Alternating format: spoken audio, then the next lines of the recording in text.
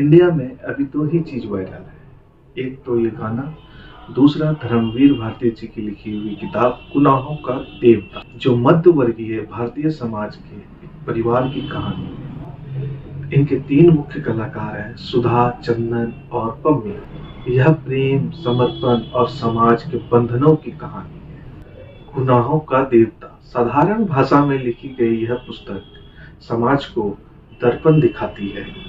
लेखक ने इसे इतने सरल दृष्टांत बनाए हैं कि इनके कलाकारों से आपको एक जुड़ाव सा महसूस होने लगेगा। यह प्रेम के साथ साथ एक दर्द भरी कहानी है, गुनाहों का देवता।